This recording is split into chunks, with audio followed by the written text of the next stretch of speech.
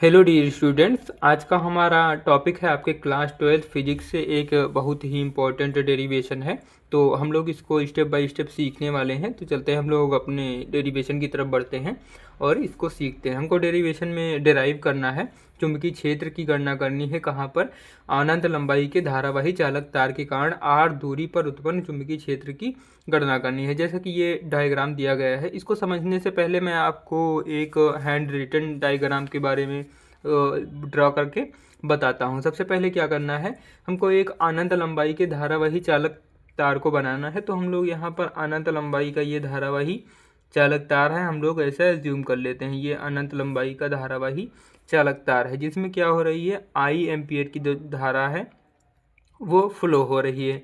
अब इससे हम लोग को आर दूरी पर उत्पन्न चुंबकीय क्षेत्र की गणना करनी है। हम मान लेंगे कि यहाँ पर कोई पॉइंट पी है और जिस पर हमको चुंबकीय क्षेत्र की गणना करनी है। चुंबकीय क्षेत्र को हम लोग डीबी से प्रेजेंट करते हैं, जैसा कि हम लोगों ने इससे पहले जो बायो सेवर्ट का नियम पढ़ा था वहाँ पे हम लोगों ने सीखा था। इसके चुंबकीय क्षेत्र बायोसेवर्ट के नियम में हम लोगों ने डीबी की वैल्यू जो है फाइंड आउट की थी, उसका डेराइव किया था। तो अगर आपने उस वीडियो को नहीं देखा है तो प्लीज़ यहाँ आई बटन पर दिए गए लिंक पर क्लिक करके देख लीजिए, क्योंकि उस फार्मूले का यूज़ इस डेरिवेशन में होने वाला है। तो अगर आप उस वीडियो को देख चुके हैं तो आप इस वीडियो में बने रहिएगा, वरना आप उसको देख लीजिए, तभी ये आपको और भी अच्छे से क्लियर होगा। तो ये हम लोगों ने पॉइंट पी मान लिया, जिस पर हमको चुंबकीय क्षेत्र की गणना करनी है, जो कि हमने माना है कि ये आर दूरी पर स्थित है यहाँ से। तो हम लोग क्या करेंगे, इस पर एक लंब ड्रॉ कर देंगे। जो चालक है पॉइंट पी से चालक पर एक हम लोगों ने लंब ड्रॉ कर दिया, जो कि चालक तार से हम लोग मान लेंगे कि ये ए दूरी पर है। ये स्मॉल ए दूरी पर जो है पॉइंट पी चालक तार से है। अब ये जो चालक तार है, इस पर हम लोग कहीं पर एक अल्पांश हम लोग ले लेंगे। कहने का मतलब ये है कि एक बहुत ही अनंत लंबाई का चालक तार है, उस पर हम लोगों ने एक छोटा सा पार्ट ले लिया उस चालक तार के। जैसे कि कोई वायर आपके पास हो और उसका आप छोटा सा पीस काट लें, तो उस जो लंबा सा तार होगा, यानी अनंत लंबाई का तार होगा, उसमें से छोटा सा पीस अगर काट लें तो उसकी अगर आप उसके कारण इस पॉइंट पी पर चुंबकीय क्षेत्र की गणना कर पाएँ तो आप उस कर आसानी से कर सकते हैं, क्योंकि वो छोटे तार के कारण आपको अच्छे से और सटीक उस चुंबकीय क्षेत्र की गणना की जा सकती है। लेकिन अगर अनंत लंबाई का चालक तार है तो उसके कारण करना थोड़ा मुश्किल पड़ सकता है। तो हम लोग क्या करेंगे, यहाँ पर हम लोग एक अल्पांश ले लेंगे।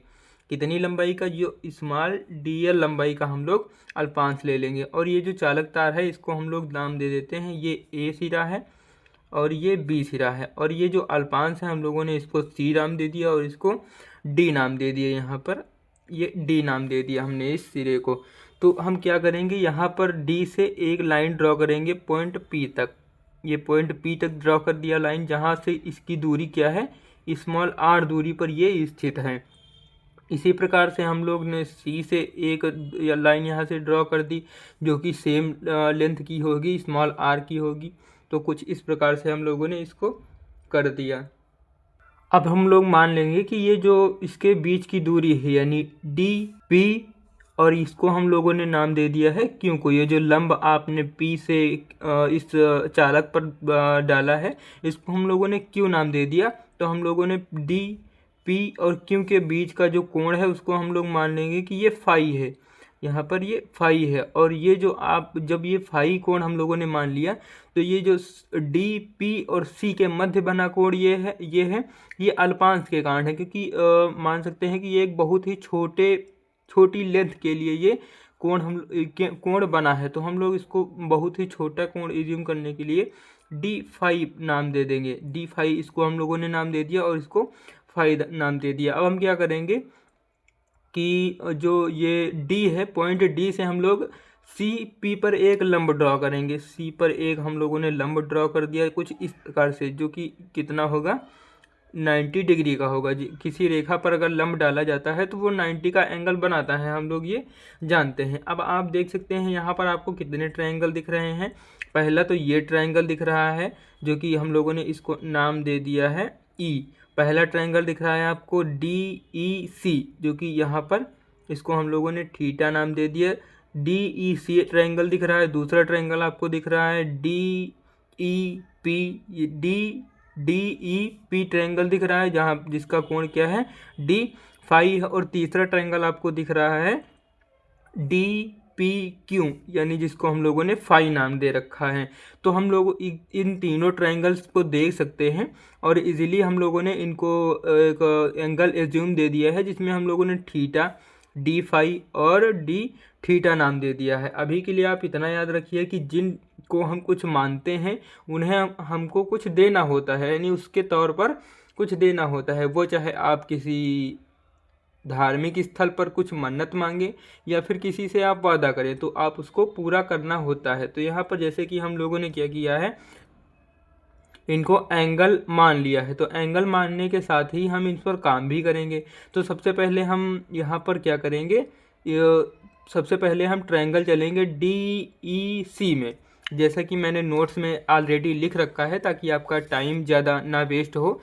तो यहाँ पर भी वही सेम कंडीशन लगेगी जो कि मैंने अभी आपको वो जो ड्रॉ करके बताया चित्र, वैसे ही बता दिया। जैसे कि यहाँ पे हम लोगों ने एक अनंत लंबाई का चालक तार ले लिया, ए बी ले लिया। फिर उससे हम लोगों ने ए दूरी पर एक पॉइंट पी माना, जहाँ पर जो कि चुंबकीय क्षेत्र है वो डी बी हम लोगों ने मान लिया। तो यहाँ पर पी से हम लोगों ने ए बी पर एक लंब ड्रॉ किया, जिसको हम लोगों ने क्यू नाम दे दिया। अब इस क्यू से पी की दूरी जो है वो स्मॉल ए रख दी। फिर हम लोगों ने इसी चालक तार पर एक अल्पांश लिया। अल्पांश मतलब कहने का मतलब है एक छोटा सा पार्ट इस तार का, एक छोटा सा पार्ट इस संपूर्ण तार का, एक छोटा सा पार्ट हम लोगों ने ले लिया, जिसका नाम हम लोगों ने सी डी दे दिया। और इसकी लंबाई कितनी है, स्मॉल डी एल है।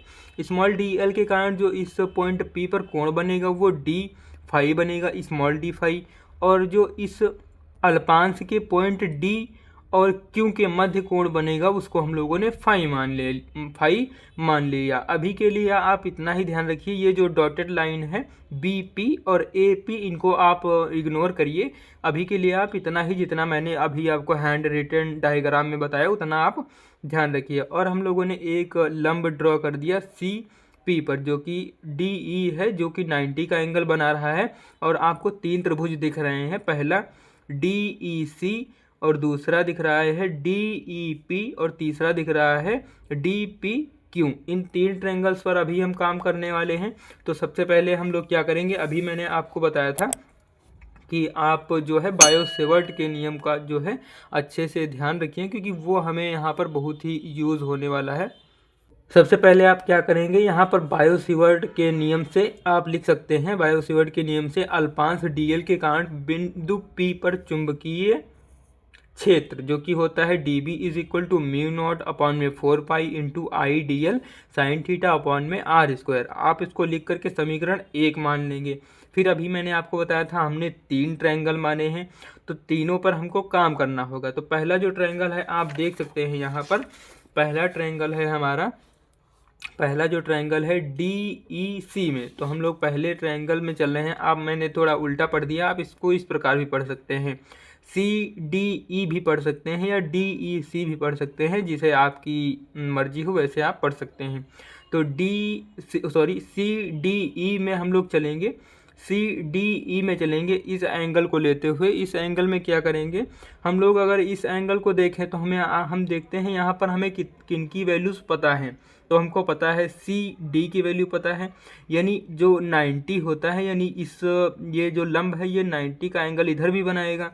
तो इसके सामने की भुजा जो होती है कर्ण होती है, तो कर्ण यानी सी डी है। तो कर्ण की हमको वैल्यू पता है क्या है, स्मॉल डी एल है।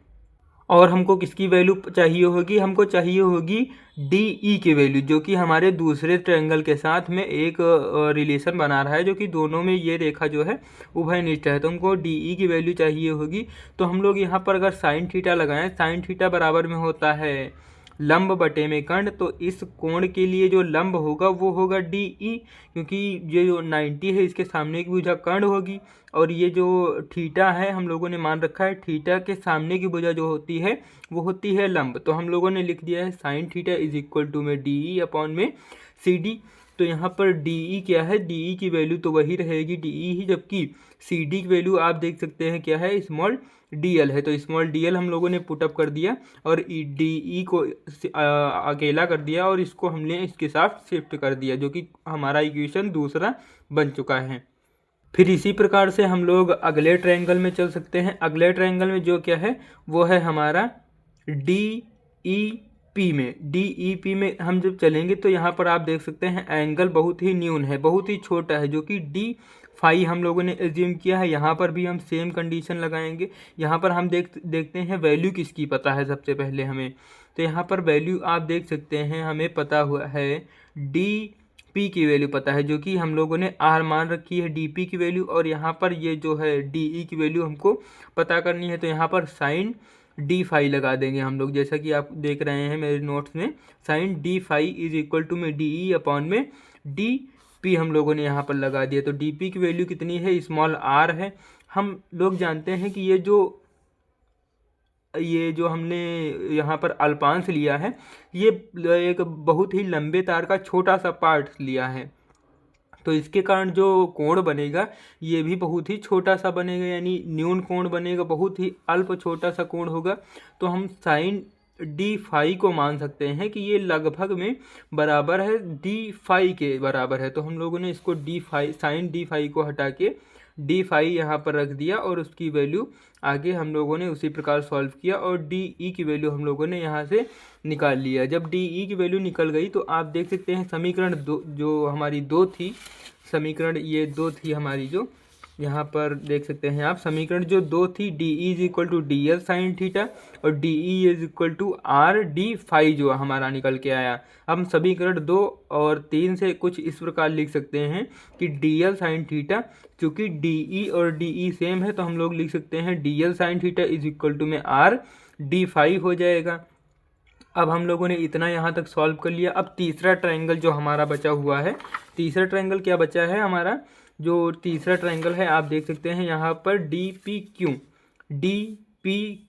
DPQ में आप देख सकते हैं किसकी वैल्यू हमें पता है पहले से, तो हमें इस लंब के कारण P बिंदु के से जो हम लोगों ने इस चालक तार पे लंब डाला था PQ, इसकी वैल्यू पता है A, और इस अल्पांश की दूरी पता है जो कि स्मॉल r। तो हम जानते हैं कि इस कोण के लिए यहाँ पर तो ये 90 का एंगल बनाएगा, तो 90 के सामने की भुजा जो होती है वो कर्ण होती है, यानी DP की जो है वो कर्ण है, जबकि जो थीटा से लगी हुई भुजा होती है, एंगल से लगी हुई भुजा होती है, वो आधार होती है। तो आधार बटे में कर्ण किसको हम लिख सकते हैं, कॉस को लिख सकते हैं।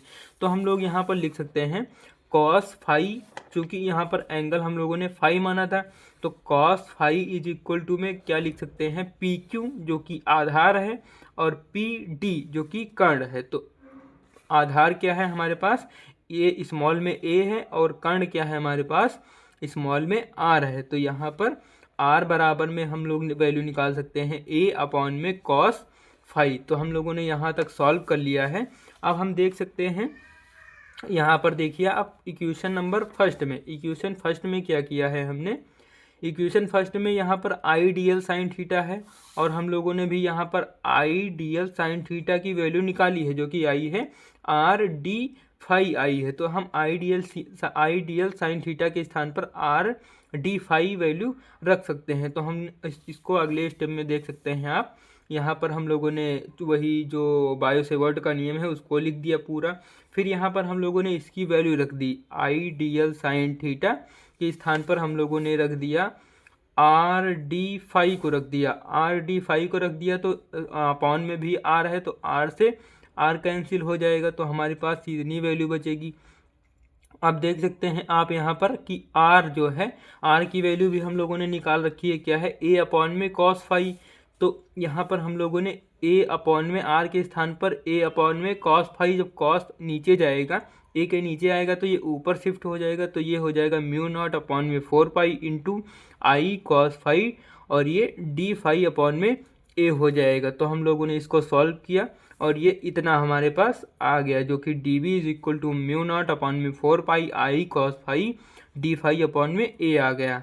अब हम चित्र में देख सकते हैं कि यहाँ पर हमने जो ये चुंबकीय क्षेत्र की गणना की, इस चुंबकीय क्षेत्र की गणना की तो हमें इस चुंबकीय क्षेत्र की गणना जो हमें प्राप्त हुई वो हमें इस अल्पांश के कारण प्राप्त हुई, यानी एक छोटे से पॉइंट के कारण हमको प्राप्त हुई, जो कि एक चालक तार में एक छोटा सा हम लोगों ने जो अल्पांश लिया था, एक बहुत ही छोटा से पार्ट के कारण इस बिंदु P पर चुंबकीय क्षेत्र की गणना हम लोगों ने की थी, वो एक छोटे से पार्ट के कारण की थी। लेकिन हमको संपूर्ण चालक के कारण चुंबकीय क्षेत्र चाहिए इस पॉइंट P पर, तो हम क्या करेंगे, इसको हम समाकलित कर देंगे। तो समाकलित करने से क्या होगा, इस संपूर्ण पार्ट के कारण जो है हमको चुंबकीय क्षेत्र की गणना हो जाएगी। हम लोग यहाँ से पॉइंट P से हम मान लेते हैं कि ये अनंत पॉइंट P से हम B तक मान लेते हैं, ये जो चालक तार है इसके बीच का कोण जो है वो phi 1 है, और जबकि ये जो P से A के बीच में, कहने का मतलब है QPA के बीच का जो कोण है वो हम लोगों ने मान लिया phi 2 है, जैसा कि आप यहाँ पर देख सकते हैं, जो कि हमने माना है BPQ के बीच हम लोगों ने कोण phi 1 मान लिया है, जबकि APQ यहाँ पर आप देख सकते हैं APQ के बीच का कोण हम लोगों ने phi 2 मान लिया है, कुछ इस प्रकार। अब हम लोग क्या करेंगे, हम लोग इसका पूरा का समाकलन कर देंगे, इन पॉइंट्स का, इन जो हम लोगों ने एंगल मान रखे हैं phi 1 और phi 2 के कारण समाकलन कर देंगे। तो क्या हम लोग लिखेंगे, अतः संपूर्ण चालक AB के कारण बिंदु P पर चुंबकीय क्षेत्र, जिसको हम लोग B से प्रेजेंट करेंगे और इसको हम समाकलित करेंगे माइनस phi 1 से और ये प्लस phi 2 तक।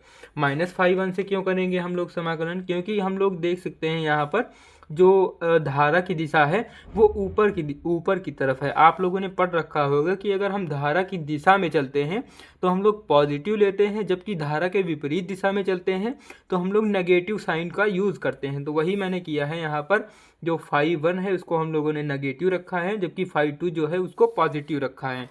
तो आप देख सकते हैं B जो कि समाकलन का निशान माइनस phi 1 से phi 2 तक, और dB क्या है, इसकी वैल्यू हम लोग यहाँ पर पुटअप करेंगे। तो हम लोग ने वही ये समाकलित वाला सेम लिमिट्स रखी हैं, बाकी हम लोगों ने dB की वैल्यू रख दिया है μ0/4 pi into I cos phi d phi upon में A रख दिया। जो यहाँ पर कांस्टेंट टर्म है उन सभी को हम लोग बाहर निकाल लेंगे, जहाँ पर μ0/4 पाई I अपॉन में A जो है कांस्टेंट टर्म है, जबकि cos phi इंटू में d phi जो है इसको हम लोग समाकलित करेंगे। तो इसको जब समाकलित करेंगे तो जो cos का इतने टर्म को हम लोगों ने बाहर निकाल लिया है। cos का जो समाकलन होता है वो sin phi होता है, तो phi के अकॉर्डिंग यानी एंगल phi के अकॉर्डिंग यहाँ पर phi रहेगा, और cos का होता है sin, और ये लिमिट्स लगा देंगे। तो पहले अपर लिमिट रखेंगे, फिर माइनस लोअर लिमिट, तो upper limit sin phi 2 minus sin phi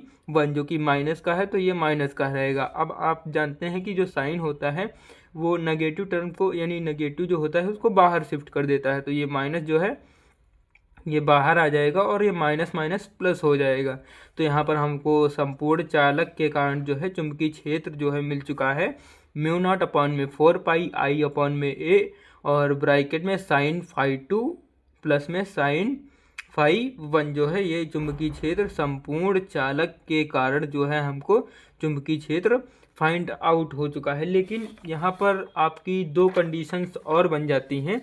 हम अगर देखें तो यहाँ पर हम मान सकते हैं कि अगर ये पॉइंट यहीं पर स्थिर है, स्टेबल है, यहीं पर स्थिर है ये पॉइंट, लेकिन ये जो चालक तार है ये अनंत लंबाई का है, इतनी लंबाई अनंत लंबाई का है कि यहाँ पर अगर हम इसको माने, जैसे कि आप देख सकते हैं यहाँ पर ये चालक तार अनंत लंबाई का जब हो जाएगा तो अनंत लंबाई का होने के कारण एक स्थिति ऐसी आएगी कि ये यहाँ से पॉइंट होगा, तो ये जो रेखाएं हम लोगों ने खींची हैं BP और AP, ये BP और AP वाली रेखाएं कुछ इस प्रकार से हो जाएंगी। जब अनंत लंबाई का होगा तो ये कुछ पहले सीधी जाएंगी, कुछ इस प्रकार से जाएंगी, ये ऊपर भी सीधी जाएंगी, तब काफ़ी दूर जाके मिलेंगी। तो ये अनंत लंबाई का होने के कारण ये जो एंगल बनाएगा ये यहाँ पर भी 90 का एंगल बनाएगा और यहाँ पर भी ये 90 का एंगल बनाएगा। कहने का मतलब यह है कि phi 1 जो है वो भी 90 का होगा और phi 2 जो है वो भी 90 का होगा। लेकिन एक अदर कंडीशन, जो ये तो पहली कंडीशन मैंने आपको बताई, लेकिन जो दूसरी कंडीशन बनेगी वो ये बनेगी कि ये जो चालक तार है ए बी, ये चालक तार ए बी है और ये पॉइंट है पी। तो ये पॉइंट जब पी है तो हम मान लेंगे कि ये पॉइंट, ये पी जो है ये यहीं पर स्थिर रहे, जबकि ये पॉइंट पी जो है ये इसके ए के करीब चला जाए, यहाँ पर पॉइंट पी ए के करीब चला जाए। और ये जो पॉइंट पी है ए के करीब जब जाएगा तो इससे जो एंगल बनेगा, जैसे यहाँ पर पॉइंट पी ए के करीब चला गया तो यहाँ पर जो एंगल इसके बीच बनेगा तो वो तो बहुत ही कम बनेगा, हम मान लेते हैं कि ये 0 एंगल बन रहा है। लेकिन जब बी के साथ एंगल बनाएगा तो ये जो एंगल बी के साथ बनाएगा तब जाके ये अनंत लंबाई का तार है तो बी जो है बहुत अनंत पर होगा। तो ये कुछ इस प्रकार से जाएगा और कहीं पर ये आगे जाकर मिलेगा इस बी से। तो यहाँ पर जो एंगल बनाएगा वो 90 का एंगल बनाएगा। कहने का मतलब ये है कि φ1 जो है वो बनेगा 90, जबकि जो φ2 है, ये φ2 जो है वो 0 बनेगा। तो ये दोनों कंडीशंस को हम लोग देखते हैं, बस आप इनको एक बार समझ लीजिए, जो कि मैंने इस प्रकार यहाँ पर रख रखा है। तो जैसे कि मैंने अभी आपको समझाया हैंड रिटन डायग्राम में कि ये जो कुछ इस प्रकार से होगा कि अगर ये दोनों ही अनंत पर होंगे, ए और बी अनंत पर होंगे, तो φ1 भी 90 बनेगा और φ2 भी 90 बनेगा। तो वही पहली कंडीशन लिखी गई है, यदि चालक बिंदु P के दोनों ओर अनंत दूरी तक जाता है तो φ1 बराबर φ2 बराबर 90 हो जाएगा। तो साइन φ1 साइन φ2 90 होंगे। तो 90 की वैल्यू आप जानते हैं कि 1 होती है, तो यहाँ पर 1 1 2 हो जाएगा और 2 से 2 कैंसिल हो जाएगा, 2 से 4 कैंसिल हो गया तो 2 आ जाएगा। तो यहाँ पर जो पहली कंडीशन में जो चुंबकीय क्षेत्र आएगा जब अनंत पर होगा तो μ0 अपॉन में 2 पाई इंटू में I अपॉन में A न्यूटन, और इसका मात्रक क्या हो जाएगा, न्यूटन प्रति एम्पियर इंटू मीटर हो जाएगा। और दूसरी कंडीशन जो मैंने अभी आपको बताई थी कि दूसरी कंडीशन में क्या होगा कि यदि A के ये बहुत करीब पहुंच जाए तो φ2 जो होगा वो 0 का एंगल बनाएगा, जबकि B से जो है वो बहुत ही दूरी पर होने के कारण जो है वो 90 का एंगल बनाएगा, जो कि φ1 होगा। तो यहाँ पर भी वही कंडीशन मैंने लिखा है, यदि बिंदु P चालक के सिरे A के समीप तथा चालक A से दूरी पर हो तो φ1 बराबर 90 तथा φ2 बराबर 0 डिग्री बनाएगा। यहाँ पर कहने का मतलब यह है कि चालक A से दूरी पर हो, यानी ये वाली जो दूरी होगी, यहाँ पर ये वाली जो बताया गया है कि ये वाली जो दूरी होगी वो A दूरी पर है, यानी एक लिमिटेड दूरी पर हो, तब φ2 बराबर जो होगा वो 0 होगा। तो यहाँ पर φ2 हम लोगों ने 0 रख दिया है, φ1 की वैल्यू 90 रख दिया है, तो ये होती है 1, ये कोई इफेक्ट नहीं डालेगी इस पर। तो μ0 अपॉन में 4 पाई इंटू में I अपॉन में A जो कि न्यूटन प्रति एम्पियर इंटू में मीटर जो कि आ जाएगा, ये आपकी दूसरी कंडीशन के अकॉर्डिंग। तो इस प्रकार से हम लोगों ने इस बहुत ही सिंपल डेरिवेशन को बहुत ही इजी फॉर्मेट में देख लिया। आई होप आपको ये डेरिवेशन बहुत ही अच्छे से क्लियर रहा होगा।